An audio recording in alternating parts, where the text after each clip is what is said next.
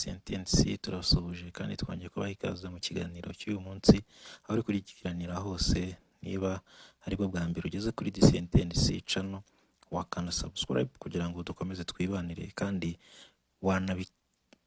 waba waranayikanze wanakora like ndetse ukanakora share, ukabisangiza inshuti abavandimwe bawe kugira ngo bamenye amakuru agezweho, babe update, dore ko ahise igeze ikigezweho ari uko ari amakuru. Ikintu cya mbere ni iki? Ni amakuru. Uyu munsi tugiye kuvuga ku mushinga munini wiswe Kigali Green City, ukaba ari umushinga leta y'u Rwanda ishaka kubaka ku musozi wa Kinyinya muri Gasabo. Dore ko Kinyinya abantu benshi bayirebaga bakabona umusozi wambaye ubusa, bagakomeza bibaza sete hari ahantu ko ntawubaka, ko abahatuye bahimuwe, ibikorwa byose byahabaga byahakuwe, se ibyaho byifashe bite? Uyu munsi rero tujya kubabwira byinshi ku mushinga wahagenewe cyangwa se ku mushinga wateganyirijwe ari wo wiswe Kigali Green City. Uyu mushinga rero ni umushinga munini, ntabwo ari umushinga woroshye, bitewe n'ubunini bw'uwo mushinga. Uyu mushinga uri mu maboko y'ibigo bitandukanye bya leta, aribyo Minisiteri y'Ibidukikije binyuze mu kigo cyayo cya Rwanda Environmental Management Authority cyangwa se REMA, hakaba harimo nanone Minisiteri y'Ibikorwa Remezo, hakaba harimo umujyi wa Kigali ndetse na RSSB, mu gihe Rwanda Green Fund cyangwa se izwi nka Fonerwa ariyo ibiyoboye cyangwa se ibihedinze. Gusa bitewe n'uko ibigo byose bya leta bifite inshingano nyinshi zitandukanye, bafite byinshi bigomba kureberera, hashyizweho kampani ishinzwe uyu mushinga by'umwihariko, ariyo yiswe Green City Kigali Company cyangwa GCKC, ariyo iri mu kazi cyangwa se ari ishinzwe itunganywa n'ishyirwa mu bikorwa ry'uno mushinga wa Kigali Green City. Uyu mujyi rero utangaje, umujyi urengera ibidukikije, ukaba uri mu nyigo zimaze igihe kinini, dore ko mu kuva muri za 2019 byatangiye kuvugwa ko umushinga ugiye gushyirwa mu bikorwa, ugiye gutangira, ariko tugategereza tukabona nta kiri kuba. Dore ndetse ko muri 2022 bavuga ko amafaranga amwe yabo yo gutangira yabonetse, ariko mu nama ya Smart Cities iheruka kubera muri Kigali, umuyobozi w'ino kampani ya Green City Kigali Company yatangaje ko muri 2025 uyu mushinga ugomba gutangira gushyirwa mu bikorwa. Ibyo turi buze kuvugaho muri no nkuru yacu y'uyu munsi. Iyi Green City rero izubakwa mu murenge wa Kinyinya mu karere ka Gasabo muri Kigali, ku butaka bungana na hegitari zisaga 620. Bivugwa ko ishobora gutwara amafaranga agera kuri miliyari 5 z'amadolari. Miliyari 5 z'amadolari ni amafaranga menshi cyane.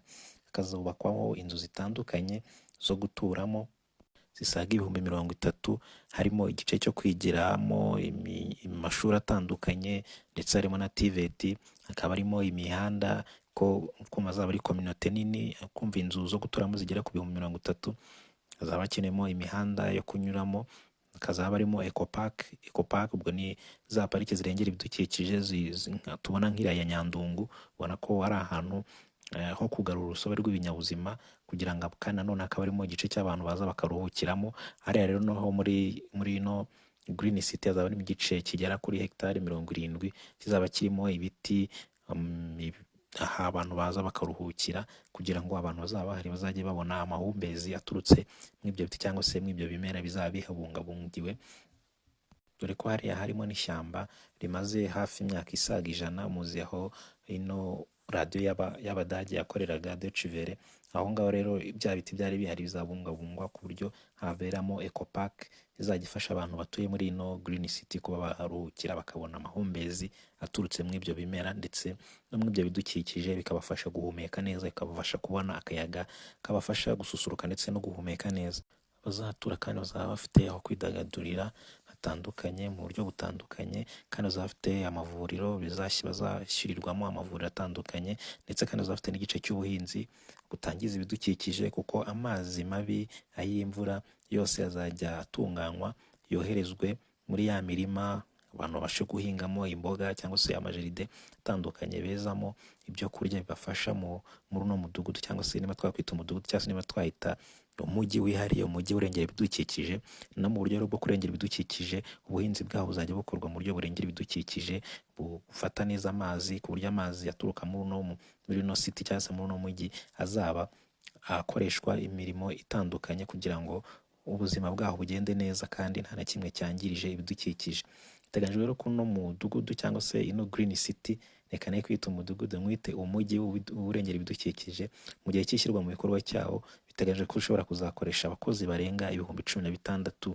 urumva ko ari umushinga munini kandi uzasigira rubanda cyangwa se abazawurongeraho byinshi bitandukanye. Nk'uko twakomeje kubivuga rero ko uno mujyi azaba ari umujyi urinda cyangwa se wimakaza kurinda ibidukikije, aho kuwugendamo nta modoka zisohora ibyotsi zikoresha mazutu cyangwa se zikoresha peteroli ntabwo zizaba zemerewe kuwukandagiramo, ahubwo azashyirwamo uburyo bworohereza abawugendamo cyangwa se abawutuyemo, yaba ari ugukoresha amabisi ariko ari electric cyangwa se adasohora ibyotsi. Imodoka ziri prive ntabwo zijujwe kujyamo, ariko izaba zemewe n'iziri electric cyangwa se z'amashanyarazi, kandi nanone iziri prive nazo ntabwo zizaba zoroherezwa kugendamo ku buryo bashaka ko abazaba bawutuyemo kugenda bizaba biborohera bakoresha amabisi, yaba ari ino gahunda cyangwa se ino system yo gukoresha reni z'amabisi. Ibyo ngibyo mu uwo mujyi birateganyijwe ko nabo bizashyirwamo ku buryo abazaba bawutuyemo bizajya biborohera kugenda, kandi kizaba cyimakazwa ni ukugendesha amaguru ndetse no kugendesha amagare mu buryo bwo kurengera ibidukikije, kandi n'abantu bagakoresha imibiri yabo mu buryo bwa siporo ndetse no mu buryo bwo kunanura imitsi, kandi noneho bakora ingendo bakagera aho bifuza kugera. Ikigezweho rero, hari kampani y'Abongereza yitwa FCB Studio, niyo yafashe isoko cyangwa se ikiraka cyo gukora igishushanyo mbonera cy'uyu mujyi. Ubu stage bariho akaba ari yo gufata igishushanyo mbonera bakoze cyakozwe n'ino studio, bakaba bari kugihuza n'igishushanyo mbonera cy'umujyi wa Kigali cya 2025, kuko kiriya gice cya Kinyinya nacyo cyari cyarashyiriweho cyangwa se cyari kiri mu zone yashyizwe muri master plan y'umujyi wa Kigali. Ubwo rero kiri gukorwa no guhuza iby'icyo gishushanyo n'icya Kigali kugira ngo bibe harmony, ndetse kandi bikaba biteganyijwe ko hazagenda haganizwa n'abandi bantu batandukanye, ama private sector, abaturage, ababikorera n'abandi batandukanye, kugira ngo ibyo byose bizabashe kugenda neza. Noneho nibimara gushyirwa mu bikorwa cyangwa se nibimara kuba master plan imaze kuba harmonized, noneho hazakurikiraho igikorwa cyo gukora piloting cyangwa se phase ya mbere y'igerageza, ishobora guteganyijwe kuzatwara hegitari zigera kuri 17. Biteganyijwe ko iyo piloting phase ishobora kuzatangira muri 2025 ikazarangira muri 2030. Muri ino phase rero hakaba hateganyijwe ko hazubakwa inzu zisaga 2,000 zo guturamo. Ni inzu zo guturamo ntabwo zagenda zonyine, bivuze ko hazakorwa n'ibintu bitandukanye. Muri bene twagiye tuvuga hejuru bizubakwamo, hashobora kuba hari na bimwe byatangira gushyirwamo kugira ngo ubuzima bw'abantu bazaba batuye muri za nzu 2,000 zatangira nk'igerageza buzabashe kugenda neza.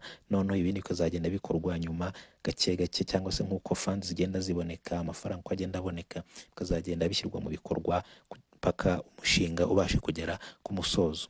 Ariko uno mushinga ari umushinga munini kandi ari umushinga ufite byinshi uhishe mu bijyanye no kurinda ibidukikije, cyangwa se ukaba icyitegererezo cy'umushinga urengera ibidukikije mu buryo bw'abantu batuye mu mijyi, cyangwa se mu buryo bw'abantu batuye ari benshi, kandi noneho ibidukikije birengerwa cyangwa se bitabangamirwa, yaba ari ukurinda ubushyuhe, yaba ari ukurinda kwangiriza akayunguruzo k'izuba, ndetse n'ibindi byose, umwuka duhumeka. Ko mu mijyi itandukanye hirya no hino ku isi tugenda twumva ko umwuka wo guhumeka wabaye ikibazo, nko mu tujya tumenya nka za New Delhi, ibyagiye bibaho mu mwaka ibijyanye n'umwuka cyangwa se n'ikirere. Ibyo byose rero uno mujyi ni uwo kuza ubikemura, cyangwa se ubera abandi urugero mu buryo bwo gukemura ibibazo by'ikirere cyangwa se ibibazo by'ibidukikije, dore ko u Rwanda cyangwa se Kigali igereranwa nk'umujyi mwiza ufite isuku ndetse kandi urengera ibidukikije. Rero ino Kigali Green City azaba ari imwe mu mishinga yo kugaragaza cyangwa se yo gushimangira ubwo umwihariko wa Kigali nk'umujyi uri smart, cyane noneho umujyi uri green.